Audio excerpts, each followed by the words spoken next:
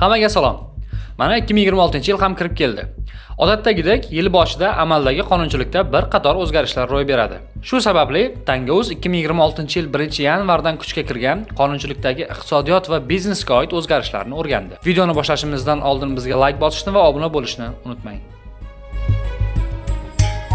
2026-yilda O'zbekistonda biznes boshlash va yuritish ancha osonlashadi va arzonlashadi. Ayniqsa, kichik va o'rta biznesga ko'plab imtiyozlar taqdim etilmoqda. Xususan, 2026-yil 1-yanvardan yillik aylanmasi 1 milliard so'mgacha bo'lgan yakka tartibdagi tadbirkorlar va o'zini o'zi band qilgan shaxslar uchun aylanmadan olinadigan soliq stavkasi 1% ga tushiriladi. Bunga qadar bu ko'rsatkich 4% edi. Shuningdek, daromadi 100 million so'mdan oshmagan o'zini o'zi band qilgan shaxslarni aylanmadan olinadigan soliqdan ozod qilish tartibi ham bekor qilinadi.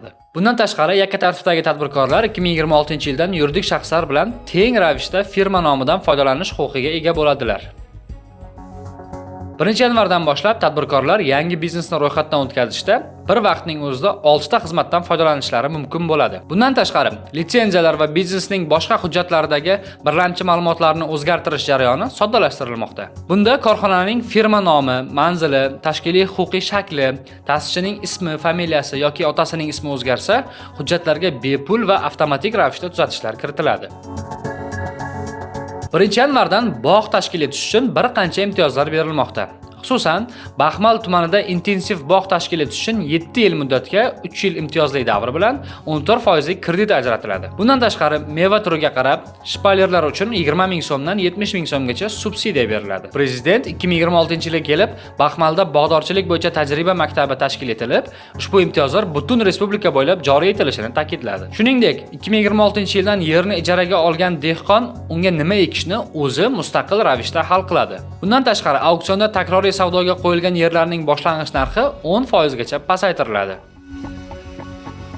Ko'p tarmoqli klinikalarni tashkil etish va jihozlash uchun tadbirkorlarga 200 million dollarlik imtiyozli mablag' ajratiladi. Ushbu mablag'lar 2026-yildan tadbirkorlarga 7 yil muddatga 3 yillik imtiyozli davr bilan 17% stavkada beriladi. Shuningdek, ularning tibbiy uskunalar, jihozlar va tez yordam mashinalarini olib kirish bo'yicha imtiyozi 3 yilga uzaytirildi. Bundan tashqari, 2026-yildan boshlab xususiy shifoxonalarga qo'shilgan qiymat solig'ining bir qismi qaytarib beriladi. 2026-yilda turizm salohiyati yuqori bo'lgan 150 ta mahallaning har biriga 3 milliard so'mdan 5 milliard so'mgacha mablag' ajratiladi. Shuningdek, mazkur mahallalarda mehmon uylari qurish uchun tuman banklari 150 million so'mgacha imtiyozli kredit ajratadi. 2026-yildan boshlab kartoshka yetishtirishni qo'llab-quvvatlashning yangi mexanizmlari ham joriy etiladi. Unga ko'ra, kartoshka yetishtiruvchi fermerlar uchun mineral o'g'it, texnika, yoqilg'i va boshqa xarajatlar uchun 6 oylik imtiyozli davr bilan 1 yillik muddatga 12% lik kredit beriladi. Shuningdek, sug'orish nasoslariga quyosh panellari o'rnatish xarajatining yarmi qoplanadi. Bundan tashqari, sug'orish nasoslarining elektr xarajati 50% gacha qoplab beriladi. Shu bilan birga, xorijdan keltirilgan kartoshka ekish va yig'ib olish texnikalari bojxona to'lovlaridan ozod etiladi. Biznesda soliqlar qanday o'zgaradi? 2026-yilda O'zbekistonda asosiy soliq stavkalarining o'zgarishsiz qolishi kutilmoqda. Bu haqda Iqtisodiyot va Moliya vazirligining kelgusi yil uchun byudjet hujjatida ma'lum qilingan. Xususan, foyda solig'ining bazaviy stavkasi 15%, qo'shilgan qiymat solig'i 12%, jismoniy shaxslardan olinadigan daromad solig'i 12% darajasida saqlanib qoladi. Shuningdek, byudjet tashkilotlari uchun ijtimoiy soliq stavkasi 25% hamda ish beruvchilar uchun 12% darajasida o'zgarishsiz qoldiriladi. Bundan tashqari, aylanmadan olinadigan soliq stavkasi 4%, yuridik shaxslarning mol-mulkiga solinadigan soliq stavkasi 1,5% darajasida saqlanadi. 2026-yildan elektron savdo maydonchalarida tovarlar va xizmatlar sotuvchilari uchun soliqlarni umumiy stavkalarga moslashtirish rejalashtirilmoqda. Unga ko'ra, marketplace'larda sotuvdan olinadigan foyda solig'i 10% dan 15% gacha, aylanmadan olinadigan soliq 3% dan 4% gacha oshirilishi kutilmoqda.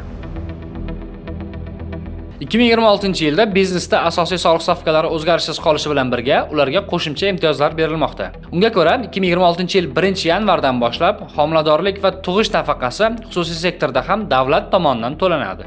Mazkur to'lovlar Davlat ijtimoiy sug'urta jamg'armasi orqali amalga oshiriladi. 2026-yil 1-yildan boshlab vaqtinchalik mehnatga layoqatsizlik nafaqasi ham shu tartibda beriladi. Shuningdek, 2030-yil 1-yanvardan ishdan bo'shash nafaqasi ham jamg'arma orqali to'lanishi belgilangan.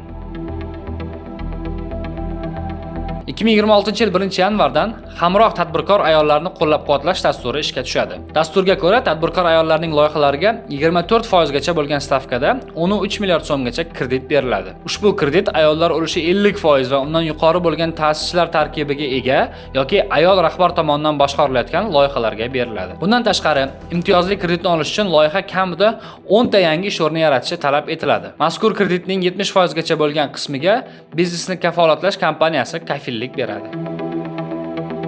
2025-yilda shifokorlar kunidan so'ng tibbiyot va farmatsevtika xodimlarini qo'llab-quvvatlash choralari to'g'risidagi prezident qarori qabul qilindi. Qarorga ko'ra 2026-yil 1-yanvardan soha vakillariga quyidagi imtiyozlar beriladi. Tibbiyot xodimlari kuni munosabati bilan har yili eng kam oylik ish haqi miqdorida rag'batlantiriladi. Yangi davolash usullarini joriy etgan shifokorlarga bazaviy hisoblash miqdorining 50 baravari miqdorida bir martalik mukofot puli to'lanadi. 15 yildan ortiq ish stajiga ega xodimlarning farzandlari uchun kontrakt to'lovining 30% qoplab beriladi. Xalqaro nufuzli jurnallarda maqola chop etish xarajatlari to'liq moliyalashtiriladi. 15 yillik ish stajiga ega xodimlarga uy-joy xaridida dastlabki badalning 25% davlat tomonidan to'lab beriladi. Akkreditatsiyadan o'tgan tibbiyot muassasalari xodimlariga maoshining 10% miqdorida oylik ustama beriladi. Kamida 3 yillik ish stajiga ega xodimlar yiliga bir marta bepul yuqori texnologik tibbiy xizmatdan foydalanadi. 15 yildan ortiq ishlagan xodimlarga yilda bir marta sanatoriylarga bepul yo'llanma beriladi. Barcha turdagi davlat xizmatlari uchun to'lovlar miqdori 2 barobarga kamaytiriladi. Shuningdek, 2026-yil 1-apreldan davlat tibbiyot muassasalarining ish vaqti rejimi 5 kunlik ish haftasiga o'tkaziladi. 1-yanvardan chiqindilarni boshqarish va aylanma iqtisodiyotni rivojlantirish agentligi to'lovlarni uyma-uy yurib undirish to'xtatilishini ma'lum qildi.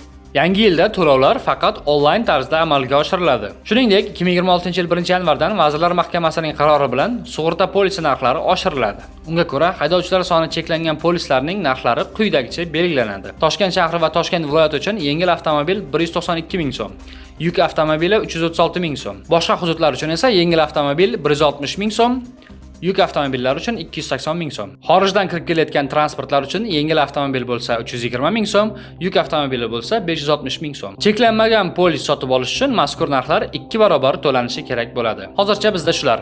Aytgancha, kanalimizga obuna bo'lishni unutmang. Biznes va iqtisodiy yangiliklardan doimiy xabardor bo'lish uchun bizni Telegramda ham kuzatib borishingiz mumkin.